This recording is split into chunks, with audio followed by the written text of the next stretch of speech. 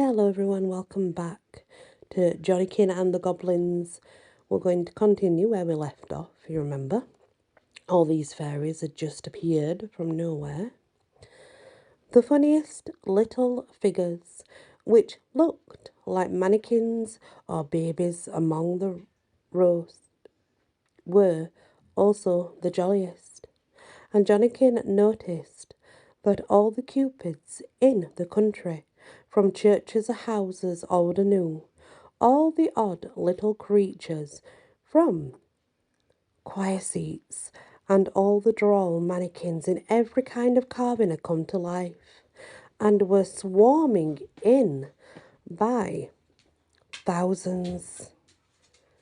This army of weeny youngsters was under the command of a beautiful lady with very long, flowing, curling hair, which in the strange light kept changing colour from silver, flaxen to gold, auburn, gold brown, dark brown, and black. Her face was so lovely and kind as could be. With her bare arms and beautiful hands, she directed and swept all the wild little flock wherever she willed, without speaking a word to them, or even having to touch them whatsoever.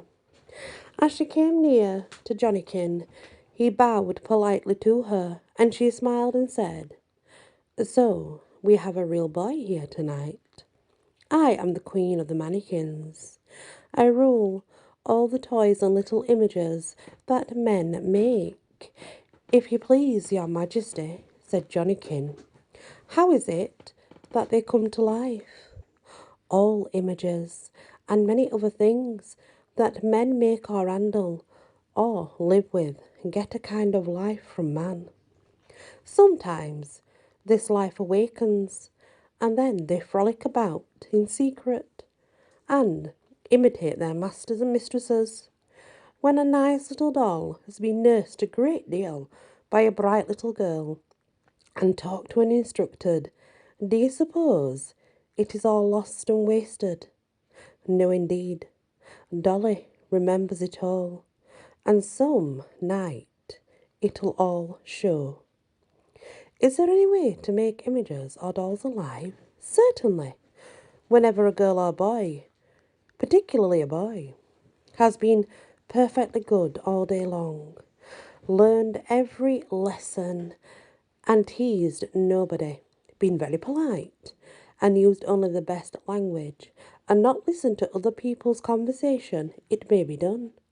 For such magic deeds can only be worked by very pure people. Then the girl or boy, before going to bed, must put one finger on the figure or doll, and they simply need to say this: "Moon, shine on me. Life, come into thee. As much as I was good today, so much may you arise and play. Be the bee in the bell, and the sun on the stream. You may wake, you may walk, and may talk while I do dream." And then the doll will get up and walk in the night. But as for seeing what they do, that can only be done in dreams, and even for that, the children must have been very good indeed. Goodbye. We must now attend to the opening song. There was a sudden silence, almost as she spoke, and then all present did begin and sang this. Indeed they did.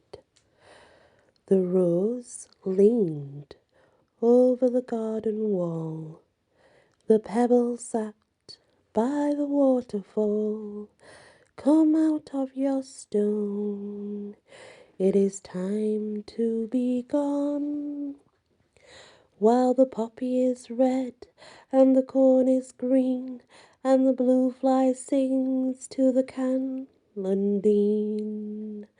And while I blow, and waters flow, up flies the fairy, and off they go.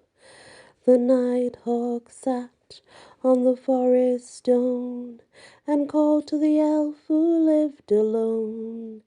Come out of your cave and let us be gone. Oh no, for here is a hatchet of stone, a knife of bronze, and a needle of bone, which I must watch. Never mind, come on, for I asked for leave, and he said you may.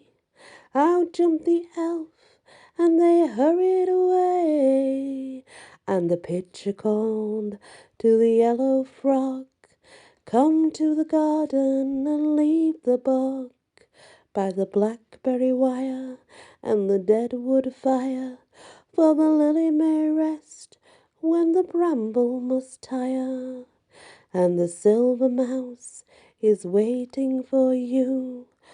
Flop came the frog, and away did they flew, and the dolls which the children left asleep wake up, and away to the window they creep, for everyone has a fairy beau, or a fairy sweetheart, as you know, and away the dolls and the fairies go, off in the night by the light of the star, over the chimney pots, ever so far.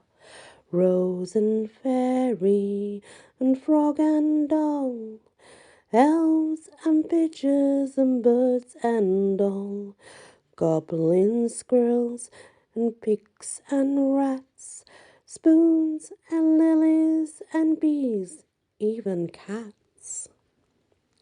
Tongs and dormice, toys and bats, everything that can fly or walk, everything that can dance or talk, you and I are all free. Come along to the Goblin Jubilee. And so the song was sang, and the fairies had their jubilee with the goblins, goblin and fae being somewhat one, not two separate things. And that is the song of the Goblin Jubilee. And it is meant to be a magical song, actually, that you're meant to sing in the forest to be able to create your own magic, I guess. Anyway, guys, thank you for listening to that part. That's the Goblin Jubilee. Next time we will continue with Johnnykin and see where he ends up. I do believe something to do with Marjolaine and Chesme, the cat girl. Something like that, anyway. Many blessings.